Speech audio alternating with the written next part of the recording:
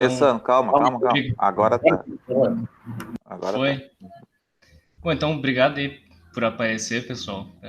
Foi bem mais gente do que eu esperava, na real. Enfim, vou falar um pouco sobre o MLflow, uma ferramenta para gerenciar o ciclo de vida de experimentos de ML, Machine Learning, né? E modelos. Então, só para contextualizar o meu uso e o que eu usaria aqui, eu sou aluno de graduação da ciência da computação do último semestre, talvez penúltimo, e entrei para o Data Lab aí via o Ricardo há uns 1 ano e meio, 2 atrás. Mexi bastante com imagem, Deep Learning aplicada à imagem durante o ano passado. Esse ano eu vou mexer um pouco mais com áudio, estou no estágio inicial ainda. Então, vamos aqui direto para o negócio, né? Primeiro, eu vou dar uma contextualizada em qual é o problema que o MLflow se dispõe a resolver, o que é o MLflow, né? Depois fazer um overview geral do que ele oferece, quais ferramentas ele proporciona, alguns exemplos de código, mas nada muito grande, assim, a ideia não é ter muito código. Depois dar minha opinião, a maneira que eu criei essa apresentação, na verdade, foi que o Ricardo me chamou 1 mês e meio atrás, Victor, tu quer fazer uma apresentação sobre o MLflow? Eu falei, eu faço. Aí eu uso por 1 mês e meio e aí dou minha impressão, dou minhas opiniões e a gente faz uma discussão legal no final. E, bom, no final, perguntas de discussão. Então, essa pergunta de discussão eu até queria já deixar o toque, se alguém for ir pensando enquanto eu vou falando, num caso de uso, numa experiência pessoal que queira compartilhar no final, algum projeto, vai pensando, a ideia é fazer uma apresentação sucinta e no final a gente discutir mais algum ponto específico sobre demanda. Então, vamos lá. Então, um dos problemas de machine learning em geral, né, é que a gente tem um problema relativamente complexo na solução, né, geralmente uma solução de caixa preta, a gente não faz ideia do que está acontecendo lá dentro. E é muito caótico, né, a maneira com que esse modelo vai treinar. Pequenas mudanças no começo do treinamento, nos hiperparâmetros, vão gerar modelos completamente diferentes. E, bom, a gente também tem um grande número de bibliotecas e ferramentas disponíveis, e elas não são compatíveis entre si, de maneira geral, né? Às vezes até são, tem alguma ferramenta que faz a conversão de um modelo de, sei lá, de PyTorch para TensorFlow, por exemplo, mas aí não funciona bem para certas camadas, etc. Então, a gente tem esse problema, né? Então, o que é o MLflow? O MLflow é um software que ele é composto por, na verdade, uma suite de ferramentas, e ele é bem modular, assim, dá para usar um pedaço dele sem necessariamente usar o todo. E até essa é a maneira que eu acho que é a melhor maneira de usar ele, usar sob demanda os módulos que forem necessários. Então, o objetivo dele é proporcionar a organização e reprodução dos experimentos, bem como proporcionar um pouco mais de documentação, assim, nas entradas e saídas, o que esse modelo faz. Ele também serve para versionar e visualizar os resultados do modelo. E também ele tem um módulo que é bom para distribuir, no sentido de, eu estou com o modelo pronto e eu quero servir ele num endpoint HTTP aqui, eu mando o input e ele me devolve a saída. Ele também faz isso, se quiser, e armazenar os modelos. Então, fazer um overview geral de cada módulo do MLflow, ele tem 4 módulos, né? Tem o módulo de tracking, que seria o módulo de visualização, né?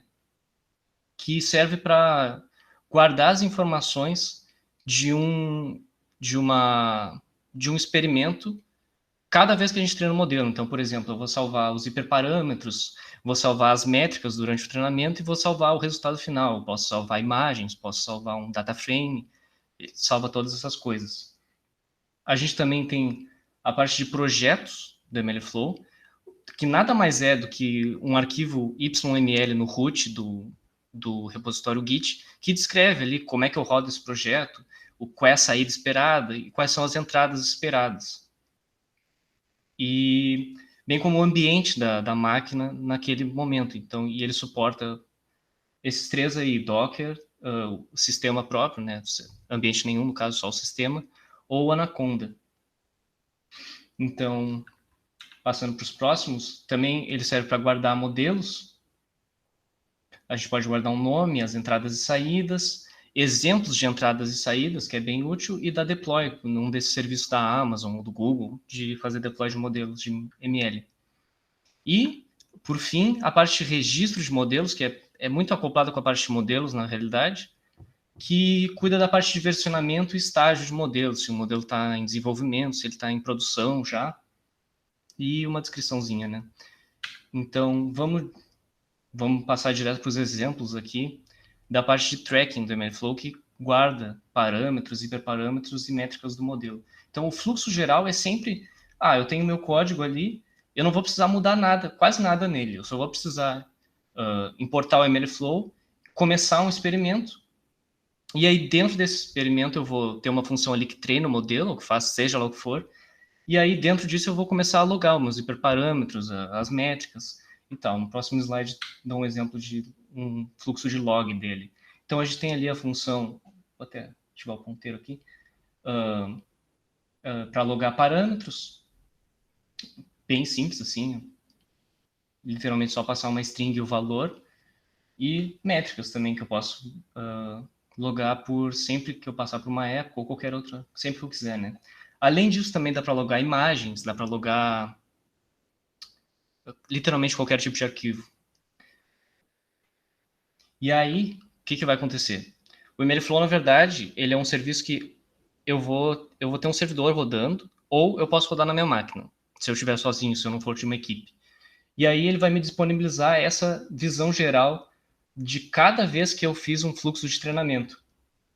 E aí eu tenho coisas como status, se ele terminou, se aconteceu algum erro no meio, quando que aconteceu, qual o nome do experimento. Então eu poderia ter um experimento que é resolver o MNIST com regressão linear, poderia ter outro experimento que é resolver MNIST com CNN e assim por diante.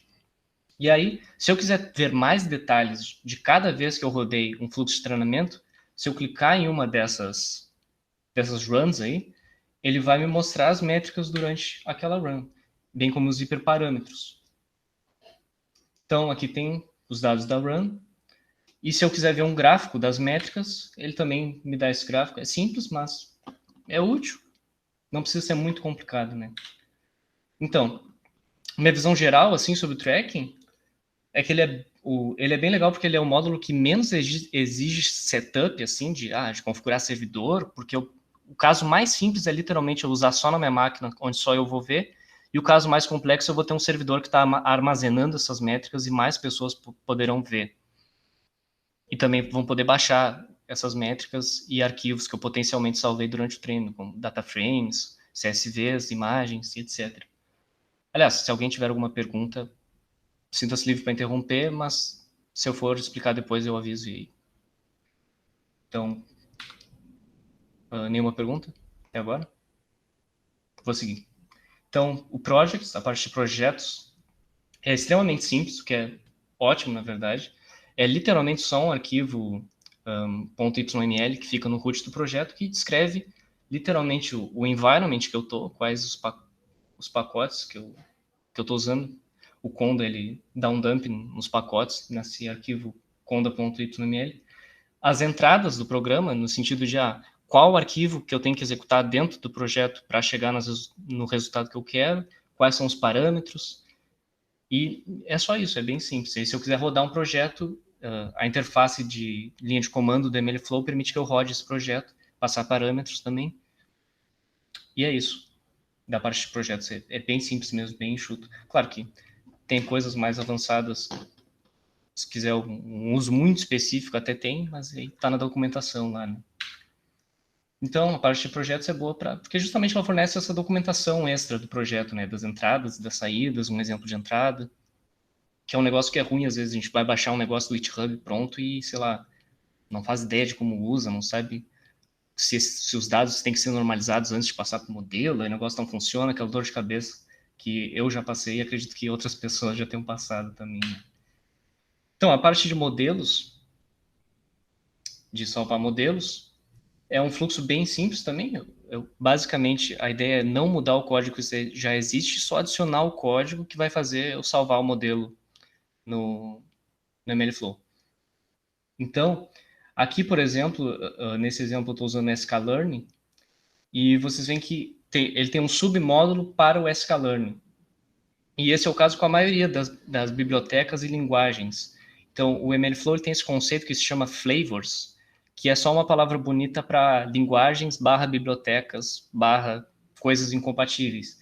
E aí, dependendo do que tu estiver usando, tu vai usar esse submódulo da biblioteca para usar essas funções mais específicas de salvar e carregar modelos, né? Então, se eu treinar um classificador, der um nome para ele, eu coloco um exemplo de entrada e salvo ele, depois eu posso carregar ele como uma função de Python normal, sem necessariamente saber que é um modelo sklearn. Então, é legal porque eu poderia, por exemplo, ter um servidor rodando em Python e aí eu importo isso daí e ele vai rodar como uma função Python normal, não vou saber que é um modelo sklearn ou PyTorch, ou seja lá o que for. E aí, bom, tá faltando slide aqui, na verdade, mas ele também naquela interface gráfica teria uma parte ali onde eu consigo visualizar o modelo, quando ele foi gravado, o nome dele, bem como qual foi o fluxo de treinamento que gerou esse modelo, né? Vitor, uma pergunta. Tem como gravar num flavor e carregar em outro, ou tem que se manter consistente? Tem. Então, é que assim, a conversão entre um flavor e outro não faz muito sentido. Às vezes não faz sentido, né? Porque pensando num exemplo prático, em MLflow existe o flavor sklearn e existe o flavor PyTorch. Então, assim, não faz muito sentido converter um modelo de PyTorch para sklearn, nem sei o que isso significaria. Mas tu tem uns flavors mais genéricos, tipo Python Function, que é literalmente uma função Python, e tu pode converter arbitrariamente, na verdade. Só que não é para todos que é implementado automaticamente. Automaticamente, geralmente tu só tem o da biblioteca que tu estava usando e o da função Python. Quando tu está em Python, né? Se tu está usando, por exemplo, R, aí tu não vai ter o do Python. Mas tu pode implementar uma conversão também. É o simples caso de estender uma classe e implementar ali uma lista de métodos requeridos de carregar e salvar o modelo e daria para converter. Tá, obrigado. Então, passando para o registro de modelos, que é parecido com a parte de modelos, é só um além, né, que ele adiciona a questão de versionamento e estágio do modelo. Do ponto de vista de um trabalho individual, não sei se faria tanto sentido, mas para quando é um modelo que está, por exemplo, está sendo usado em um produto de fato, né, acho que seria interessante. E aí, bom, sempre que eu salvo um modelo, ele acaba indo para a versão mais nova. Ele sobrescreve o modelo anterior com uma versão mais nova. E eu vou ter um histórico na interface gráfica também dos modelos que eu salvei. Tá, aqui eu tenho a interface gráfica que eu falei que eu tinha esquecido, na verdade ela estava aqui. Sempre que eu salvar um modelo, ele vai para cá. E aí eu vou ter o quê? Eu vou ter a versão, vou ter o estágio. E se eu clicar, eu vou ter mais detalhes. E eu vou poder acessar o fluxo de treinamento que gerou ele. Nesse fluxo eu vou ter o modelo em si para baixar, bem como as métricas, hiperparâmetros. E é isso. Então, o registro de modelos é justamente essa parte de gerenciar o ciclo de vida de produção, desenvolvimento do modelo. Então, falando um pouco mais sobre a parte de flavors ali, que alinhando com a pergunta do Ricardo, isso aqui é tudo que o MLflow suporta. Claro que tem bananas e maçãs aí, né? Como é que eu vou comparar Google Cloud com FastAI? Mas aí só significa que algum módulo do MLflow pode usar Google Cloud e ele tem, em outro módulo, ele tem suporte a FastAI, enfim. Mas ele tem suporte a bastante tecnologias. E aí, entrando um pouco mais na parte de flavors, a ideia é justamente essa, poder usar MLflow independente da biblioteca que tu estiver usando ou da linguagem. E também, um ponto positivo é que na parte de tracking, de fazer logging de parâmetros, métricas, etc., ele tem uma funcionalidade de autolog para algumas bibliotecas que funcionam muito bem. Por exemplo, essas que geralmente te dão mais a mão no treinamento, como sklearn, Keras, FastAI, onde ele vai fazer o log do que ele acha que faz sentido ali, que é o quê? A loss, as métricas que tu passou nos callbacks do Keras, e os hiperparâmetros do otimizador, por exemplo, e o modelo no final também, se tu quiser. E essa parte de flavors é a parte que a gente usa para importar e exportar modelos, né? Possivelmente proporcionando uns mais fáceis do que seria sem MLflow. Por fim, eu queria só falar um pouco, na verdade, da parte de setup, porque eu falei muito do que a ferramenta faz, do que ela deveria fazer, mas eu não falei como é que eu implemento ela, como é que eu faço para começar a usar. Então, tem várias formas, e dependendo do caso de uso, vai depender quanto de setup vai ser necessário e quanto não vai ser. Então, o primeiro caso de uso que tem é o caso de uso individual, que foi o meu caso de uso na prática, né? Eu fazia meus experimentos, logava com a MLflow, e a maneira que eu fazia isso era simplesmente eu importava a biblioteca, fazia todos os logs, ele criava uma pasta no meu repositório Git com os logs, e aí eu rodava um comando na CLI que abria no meu localhost aquela visualização. Para uso individual, funciona que é uma maravilha, não tem que reclamar, mas se a gente está em time, a gente tem que ter um servidor centralizado, e a própria ferramenta do MLflow te disponibiliza um servidor que é só tu rodar numa máquina, e ele vai estar ali escutando na porta, no endpoint que tu quiser, e aí, antes de fazer as chamadas de log do MLflow, tu vai ter que configurar o endpoint do tracking é este, e aí ele vai salvar no servidor automatizado. O salvamento das métricas e dos hiperparâmetros precisa de um banco de dados para rodar, mas assim, um SQLite, assim, um arquivinho ali junto no servidor que está rodando o tracking já dá conta, não é muito espaço. Aí, para a parte de salvar modelos, que exige um pouco mais de setup ainda, porque o servidor MLflow ele não faz o proxy de tu upar um modelo para o servidor do MLflow e ele upar para onde está sendo armazenado. Na verdade, o cliente precisa ter acesso ao armazenamento. Então, por exemplo, o MLflow suporta tu guardar modelos no serviço da Amazon, ou do Google, ou do Azure, se eu não me engano. E aí, por exemplo, tu teria que, para todo o teu time, eles teriam que ter acesso do IP deles para esse serviço de armazenamento. E, bom, em termos de setup, na verdade é isso. É tranquilo até. Eu testei todos esses setups, né, para ver como é que era, pelo menos eu consegui fazer não muito tempo, umas 2 horas. Eu tive uns problemas, né, mas acontece. Então, na verdade, em termos da apresentação, era só até aqui. A ideia era entrar mais adentro em pontos sobre demanda de vocês aí, então estão abertos a perguntas e observações, e se alguém tiver algum projeto que pense que seria útil, alguma dúvida de algum módulo mais específico, é a hora agora, né? Então, estou aberto aí a perguntas. E meu e-mail está ali embaixo também, se alguém quiser. Se alguém tiver alguma dúvida, quiser alguma ajuda, se quiser fazer o setup depois, quiser alguma ajuda, é só mandar um e-mail. Valeu, Vitor. Boa apresentação. Antes de abrir a pergunta pessoal, tu chegaste a usar em algum projeto específico? Estivesse trabalhando? Eu usei... De verdade? Eu usei a gente tem aquele dataset de áudios, né? Aí os experimentos mais preliminares eu usei o MLflow para para salvar as métricas, salvar os hiperparâmetros. Foi para isso que eu usei. Para quem não é o Ricardo e não sabe do que eu estou falando, a gente tem um dataset com amostras de áudio, né? De 1 minuto no máximo aí. E a gente tá fazendo umas análises em cima, não tem um label.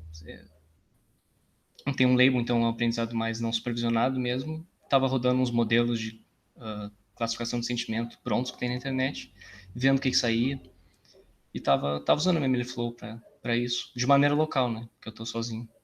E qual foi tua opinião sobre esse processo todo? Vale a pena ou é mais trabalho do que precisa?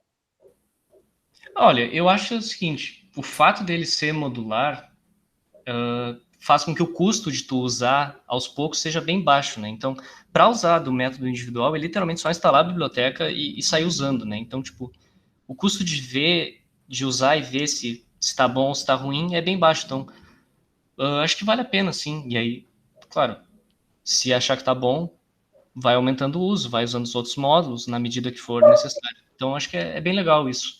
Esse é o maior ponto positivo dessa biblioteca, na minha opinião, que ela é bem modular, não precisa se comprometer a usar tudo e trocar muito código para começar a usar, né? Mas ela foi útil, por enquanto? Sentiu assim, que bom que eu estou usando. Foi, porque um problema que eu tinha, na verdade, era começava a salvar muita métrica, muita coisa, o negócio começava a ficar completamente maluco, e daqui a pouco perdia as métricas do mês passado, sabe? Ele dá uma organizada boa, assim. Legal, legal. Pessoal, perguntas, vão abrindo o microfone. Eu tenho mais uma consideração, na verdade. É um exemplo de caso em que eu não usei o MLflow e eu penso agora, se eu tivesse usado o MLflow, teria me poupado muita dor de cabeça, que quando eu estava trabalhando lá na Melhor Envio, a gente fez uma análise de impacto causal, basicamente para avaliar numa série temporal, depois de um certo evento, qual que teria sido o cenário, o presente alternativo, se o evento não tivesse ocorrido. Então a gente fez um forecast do presente alternativo, no caso. Né? Então, e aí o que acontece? A gente usou um modelo lá do Google, né? E aí a gente tinha um monte de parâmetros para mexer, a gente foi testando várias combinações de variáveis para adicionar, para tentar explicar, e beleza, a gente salvou lá, achou lá um resultado, botou no relatório e tal, e aí depois a gente não conseguia replicar aquele resultado, porque a gente não lembrava mais quais combinações de parâmetros, quais não sei o que a gente tinha utilizado. A gente sabia que tinha tido tal acurácia não, tinha tido no caso tal métrica lá de performance e tal, mas não tinha um tracking disso. E isso se aplica a vários outros problemas, assim, tipo, às vezes modelos, mesmo quando a gente está fazendo um grid search ou uma exploração de vários modelos para o mesmo problema, assim, não necessariamente testando hiperparâmetros, às vezes tô testando, sei lá, uma rede neural, uma regressão linear, logística, assim, tudo que é tipo de coisa, tu pensa, achei um modelo lá que funcionou bem para explicar isso, mas às vezes tu perde um pouco o notebook tu reexecuta de novo com alguma modificação e tu perdeu aquela informação lá que tu... Então eu penso, se eu tivesse usado o MLflow desde o começo naquele projeto, isso teria me poupado desse problema. Salvar e essa aqui, uma coisa que é interessante, assim, não sei se tu chegou a utilizar, mas usando aquela API ali tu pode pegar depois do servidor, por exemplo, pedir para ele te listar o histórico, né, daquele teu experimento. Então, todas as métricas que já foram computadas para aquele teu experimento, ele retorna um data frame do Pandas com o artefato, com o ID do artifact lá. E aí tu depois consegue dar um load no artifact e recuperar o modelo. Então, o MLflow funciona tanto uma lógica pequena, assim, né, tipo, num projeto isolado, quanto depois tu tem uma rotina que vai todo dia reexecutar o treinamento dos teus modelos em produção, e aí, tipo, tu vai deixar rodando em produção sempre o modelo que tiver a maior acurácia, por exemplo. Então, tu pode fazer um grid search mais que faça todos os trackings no MLflow e depois tu selecione o melhor, tipo, pelo MLflow mesmo também. Assim. Então, tanto para pesquisa pontual, quanto para uma questão de empresa mesmo, assim, faz muito sentido, assim, ter ele junto com outras ferramentas, tipo Airflow, assim, outras coisas.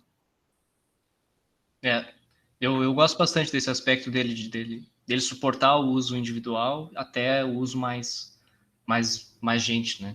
Acho bem legal isso. Valeu pela apresentação. Eu tenho uma dúvida... por exemplo, para eu usar o MLflow para tudo que eu preciso, eu dependeria também de colocar coisas como, por exemplo, imagens que eu gero de resultado lá dentro, sabe? Pelo menos vinculados aos resultados que eu tenho. Porque uma coisa que acontece muito, por exemplo, se está trabalhando com segmentação, vai ter modelo que tem valor que você está usando para avaliar performance similar, mas a forma com que ele segmenta é diferente. Né? Então, tu pode querer escolher baseado nisso. E eu não sei se o MLflow tem algum espaço para tu colocar coisas mais não estruturadas também. Ou não. Na verdade, ele tem a maneira que ele salva para métricas e hiperparâmetros é uma maneira mais rígida, né? É um dicionário, basicamente. Mas ele também tem um conceito que ele chama de artefatos, que é literalmente qualquer arquivo. E aí tu pode... E aí, dentro de cada experimento, vai ter um sistema de arquivos ali atrelado, que é tudo que tu salvou. Então, acho que sim, tu conseguiria salvar de maneira não estruturada, porque tu consegue salvar um sistema de arquivos qualquer, né? Sim, tá, entendi. Não tinha pego isso. Tá, é muito bom mesmo. Tu conseguiria ver essas imagens também lá. E já tem algum vínculo disso com o TensorBoard também? Ou não? Boa pergunta. Porque eu acho que se tu pudesse puxar, né, usar o TensorBoard, sei lá, jogar no teu servidor, né, seja lá como é que você está avaliando, puxar de lá para o TensorBoard direto, conseguir visualizar, ia ser ninja. Eu acho que até é possível, porque vou voltar no slide aqui. Essa telinha aqui do gráfico, ela atualiza em tempo real. Então, tipo, tu tá treinando, ele vai atualizando que nem o TensorBoard, né? Mas não é tão completo quanto o TensorBoard. Então, possivelmente, tu já consiga pegar esses dados enquanto eles estão sendo salvos, sem o experimento determinado. Mas, com certeza, tu consegue, sim. Claro que exige um pouco mais de código aí, né? Sim. Não, mas não tem uma integração, tipo, seamless, assim. Teria que ser... Assim, a verdade é que eu não sei, pode ser que tenha. Sim, entendi. Beleza. Valeu. Tem uns repositórios no GitHub, já que o Cossenza gosta do GitHub. Exatamente para fazer isso, pelo que eu entendi, tu tem que botar um códigozinho para gerar um artefato no formato do TensorBoard. Como tem vários repositórios sobre isso, eu deduzo que não deve ser nativo. Não deve ter nativo. Porque, por exemplo, eu sempre uso TensorBoard, né, mas ele começa a ficar caótico quando tem muito experimento. Principalmente se tu está usando, né, registrando as coisas pelo timestamp, fica difícil de saber. A verdade é que o TensorBoard não tem um jeito fácil de tu ver qual experimento é qual, assim, né? Tem que ser pelo tempo, né? Tu pode salvar mais umas coisas lá, mas é meio mão, assim. Então, se o MLflow tivesse um link com o TensorBoard que eu pudesse salvar isso, olhar por lá, e ao mesmo tempo escolher os experimentos que eu quero ver, seja ou por um ou pelo outro, né? Ia ser top. Tô até dando uma procurada aqui. Mas um negócio que eu não mencionei, na verdade, que eu me esqueci, é que ele tem uns plugins, né? Tem os plugins feitos pela comunidade. Eu não sei se teria um de TensorBoard, mas eu sei que ele suporta extensão da biblioteca. Né? Então, se alguém está desenvolvendo para isso, provavelmente seria uma das primeiras coisas, né? Negócio meio usado. A instalação desse negócio aí é com containers ou é roots mesmo? Tem que instalar todo o stack? Dá para usar como quiser. Tem todas as opções. Dá para usar como quiser. Seria legal de instalar no servidor, né? Mas eu vi que tem um monte de alternativa também para esse negócio aí. Ô Fred, vocês usavam o MLflow lá no Melhor Envio? Ele tá no roadmap de coisas para a gente utilizar, né? Só que quando eu saí, meio que os modelos, acho que isso saiu um pouco do planejamento, sabe? E a melhoria da ETL acabou ficando como coisa principal. Mas para os modelos que eles estão sendo desenvolvidos agora, eu acho que ele vai ser o próximo passo, com certeza. Porque essa questão do controle de ciclo de vida vai ser uma preocupação maior, assim. Tem um modelo lá de categorização mesmo, que precisa ser atualizado periodicamente, por enquanto ele está treinado lá, mas não está sendo atualizado, né? Então tem que ser atualizado também. Vai ter modelos até de forecast ou de agregação de forecasts, né, de forma hierárquica, que eles vão precisar ser atualizados periodicamente também. Mas uma coisa que é interessante dele é o negócio de poder ter o servidor, poder usar artefatos, por exemplo, no S3 da vida, né? Ou no Blob Storage da Azure, ou no Storage do Cloud, lá no Google Cloud. E acho que tem como, se fosse colocar num servidor tipo do Hub mesmo, tem até uma ferramenta, não lembro o nome exatamente, mas tem uma ferramenta que permite ter um storage tipo similar ao S3, com a mesma interface, só que rodando localmente também. Que pode ser interessante também. Até Mais simples ainda daria para rodar no FTP também da vida. Uhum. No caso mais simples de todos. Acho que a vantagem de ter um simulador de S3 é que se for migrar para a Amazon já fica bem transparente. Então, tá. Você teve experiência com alternativas do MLflow? Chegasse a ver, Vitor, alguma alternativa? Pior é que não vi. Tem um monte aí, em tal do Neptune, tem agora esse Wait and Buy, esses, sei lá, deve ter umas 5 ou 6 alternativas atuais. Ninguém Eu já usou. ouvi falar nesse Weights and Biases.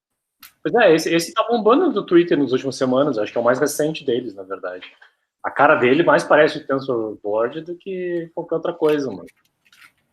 O pessoal da Elixir e da Meteor não usa alguma coisa?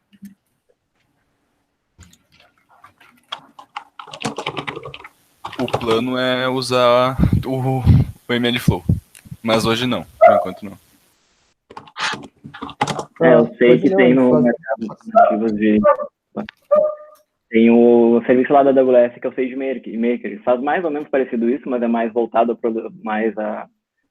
produção do modelo mesmo, mas ele faz alguma coisa parecida, mas é proprietário da Amazon.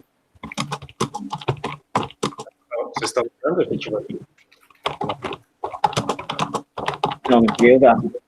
Mas ele chega a ser, acho que 50% mais caro do que o custo das instâncias normal da Amazon.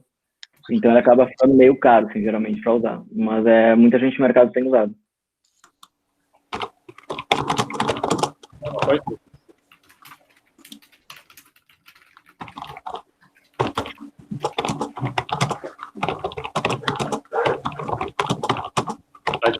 Uma raiva ali. É verdade. Barbaridade. Marcos, está usando alguma coisa, Marcos? O Lucas não quer responder. Eu falei ali. Eu tô só acompanhando aqui. Vocês sabem que eu não programo faz mais de ano, né? O cara só quer ver. Realmente faz mais de ano que eu não programo. Vergonha na cara não tem, né? Sara, agora meu negócio é formatar a planilha. Eu tento fazer o que eu fazia em programação em planilha de Excel agora, não dá muito certo e contrata, é isso aí. Não, mas eu ia falar ali, a gente faz umas soluções até bastante manuais e mais característica para o que a gente vai fazer usando o Airflow, alguma coisa assim. O Fred, inclusive, ele trabalhou com nós em um projeto e tinha apresentado o MLflow pra gente. E até fico pensando agora, Fred, se não ia ajudar naquele projetinho lá que a gente fez na Americanas, lá com aquele explicabilidade. Acho que sim, até uma coisa que seria interessante. Acho que até o próprio explainer do Chap poderia ser versionado também, né? Tipo, versionar o modelo e junto o explainer dele, assim, tipo, como parte do mesmo projeto, né? Então, ter o tracking das duas coisas poderia ser interessante também. A gente não acabou utilizando, mas agora vendo mais uma apresentação aí, eu acho que seria massa. Pois é, o que pega sempre é a curva de aprendizado, tem que adaptar código e tal, mas eu acho que é o caminho para profissionalizar treinamento de modelos. Né? Eu acabei de terminar um projeto, Ricardo, aquele projeto de pesquisa lá que a gente está trabalhando. Podia claramente ter usado também, né? Para guardar tudo de forma mais organizada, né? Porque eu faço, a ideia toda é fazer 200 experimentos, variando a seed, né? Então, se bota a seed como um dos parâmetros ali e ele faz o resto, né? Eu não sei se ele gera reporte também, ele gera gráficos e tal para ti da diferença entre os resultados que tu obteve ou não? Ou isso é tudo tu tem que fazer depois baixando o DataFrame? Não, eu teria que baixar, eu acho. Teria que baixar. Mas que atividade perdida, né? Já tem que estar todo interface aqui. Que é de graça e é open source, né? Sempre tem não dá para ter tudo. Tinha um preconceito nessa fala. O que mais, pessoal? Alguma outra pergunta? Algumas considerações aí? Convenceu alguém a usar? Eu estou pensando. Pensando É. que é. Eu acho. Olha que tem alternativas, né? Eu já dei um cutucão aí no. Deixa eu ver. Quer ver se estão aí. Ó, o Ian tá ali. Já dei um cutucão para eles darem uma olhada em outras, apresentar outras alternativas também, para a gente poder ter um panorama maior. Acho que seria legal. Essa coisa do MLflow, eu acho que dá para traçar um paralelo com ele da mesma forma que a gente tinha versionamentos de código, né? Tipo, o uso de práticas como Git, ser uma coisa relativamente nova, né? A não ser no mundo mega corporativo, assim. Até pouco tempo atrás era comum as empresas se ziparem o código e botarem em algum lugar, ou se trocarem por e-mail em empresas menores. Tipo, acho que de uns 20 anos para cá, que essas boas práticas de ferramentas de gerenciamento de código passaram a ser mais bem, tipo, divulgadas, por assim dizer. Então, é relativamente recente. E a gente agora já tem versionamento para modelo preditivo, tem versionamento para dataset também. Tem uma ferramenta chamada CVS, que faz versionamento, CDS, acho, que faz versionamento de dataset, de arquivo CSV, arquivo, tanto ele compactado como não compactado, né? Arquivos Parquet. Então, é um troço assim, que é uma burocracia a mais. Mas que, dependendo da situação, é uma burocracia a mais que te poupa muita dor de cabeça. Né? Então... Pois é, né? O MLflow não faz versionamento de dados, né? É só modelos mesmo. De dados, não, porque na verdade eles têm uma ferramenta que chama Databricks, que faz várias coisas, não sei exatamente o que faz, mas ele aí já trabalha mais com a parte de datasets, trabalha com várias outras integrações, mas é uma ferramenta totalmente à parte, é uma ferramenta complementar, mas não tem nenhuma feature do MLflow bloqueada no Databricks. O Databricks, ele é do mesmo pessoal que criou o Apache Spark. E aí eles criaram essa plataforma Databricks que, na verdade, tu consegue provisionar servidores Spark em várias nuvens diferentes e, tipo, já com uma infraestrutura do tipo, agora eu quero, tipo, não quero configurar na mão o Spark, eu quero que já tenha uma interface com, tipo, um Jupyter Notebook, sabe? Só que, tipo, mais customizado. E, tipo, eu quero que já tenha gerenciamento com o Conda. Então, tipo, é meio que um Spark, tipo, pronto para poder subir um cluster gigante em qualquer nuvem, tipo, com Jupyter, com Conda, com MLflow, com tudo que é coisa possível, assim, sabe? E, tipo, ele tem um plano free, que é, tipo, tem umas máquinas para tu testar, e aí depois é, tipo, a mesma lógica da Amazon, assim, tipo, tu paga o quanto tu utilizar de servidor, assim. O Databricks é bem interessante. Deve ser a próxima fronteira, então tem alguma coisa que integre tudo, né? Versionamento de dados, versionamento de modelos. Acho que alguém faz isso. Não é, pessoal, mais alguma coisa? Como é que... Eu mandei um link só do negócio do versionamento de dataset no chat. No meu trabalho anterior, a gente pensava que não precisava fazer versionamento de modelo, até que a gente teve um problema grande, porque a gente salvava cada treino do modelo no banco de dados, salvava informação básica, assim, não chegava a salvar tudo que é hiperparâmetro, alguma coisa mais geral, e é só que a gente tinha também o registro dos dados que a gente dava para treino. A gente tem uma base de dados só de treinamento, então isso é a parte boa. Mas chegou um momento que a gente deu um problema num cliente, que a gente viu, um erro de predição, assim, que estava dando há meses e ninguém tinha resultado bom. Aí a gente teve que voltar o modelo alguns meses atrás. Então foi para achar esse modelo e achar os artefatos que foram gerados por ele. Porque a gente achou o artefato, a gente tinha acesso a ele. Mas como é que a gente treinou aquele modelo de meses atrás? Aí foi, olha, a gente perdeu acho que um mês, assim, para consertar aquele problema, ter que fazer o modelo de novo. Enfim, foi bem complicado. Então, se tivesse um versionamento assim, desse estilo, acho que integrando na AWS, que era o que se usava lá, então acho que resolveria todos os problemas na época. A forma tradicional é no Python é salvar o pickle, né? Só que não é todo arquivo que tu consegue fazer um pickle. Tipo, o Keras mesmo é diferente. Ele tem que salvar o arquivo lá, o H5, ou salvar um JSON lá com os pesos. O TensorFlow também, o Torch é outros 500 aí.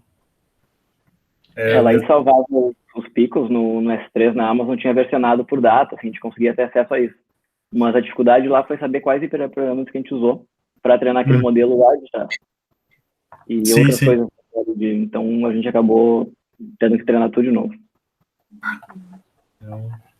Será que esses modelos são gravados de forma diferencial ou ele grava um modelão sempre, toda vez? Eu acho que é um modelão mesmo. Eu não sei se tem como fazer tipo um delta encoding, acho que não tem como fazer nesses casos. É porque é tipo arquivo binário, né? Aí tipo muda tudo. Se fosse tipo um arquivo de texto, talvez desse para fazer um delta encoding mesmo. Ele deve tratar tudo com binário, né? Mas se ele pegasse uma rede neural e tratasse isso no nível de rede mesmo, ele podia gravar a arquitetura e só gravar os pesos. Eu acho que talvez esse weight and bias, inclusive, o nome deve vir daí, deve gravar só os pesos e a rede, né? A estrutura não grava, né? O diferencial. No MLflow, tu diz? No MLflow, tu diz? É. Não, então, aquela parte dos flavors que tem PyTorch, tem TensorFlow, tem não sei o quê, geralmente essas funções de salvar modelo, tu vai acessar por mlflow.pytorch.savemodel. Então ele vai pegar literalmente a maneira padrão que o PyTorch salva o modelo, que o TensorFlow salva o modelo. O TensorFlow ele cria uma pasta, né, com algumas coisas dentro. Então o artefato gerado vai ser essa pasta, que depois tu consegue carregar com a função equivalente do TensorFlow de carregar modelos. Então, seja lá como o módulo, a biblioteca está usando, grava, ele vai gravar do mesmo jeito. Para sklearn é um ponto beacon mesmo. Uhum. Legal. Mais alguma coisa, pessoal? Então, obrigado novamente, Victor. Excelente apresentação. Acho que fica absolutamente certo que a gente vai ter que usar alguma coisa desse tipo, tanto no laboratório como no Hub. Enfim, agora já temos o expertise na casa. Vamos usar. Obrigado pela apresentação. Pessoal, obrigado pela presença. E fiquem ligados para os próximos Tech Talk ainda. Não temos a data, não temos o assunto, mas esperamos ter mais outros na sequência. É isso aí, vamos lá. Obrigado, pessoal, por aparecer, pela discussão. Bem legal. Isso aí, Vitor.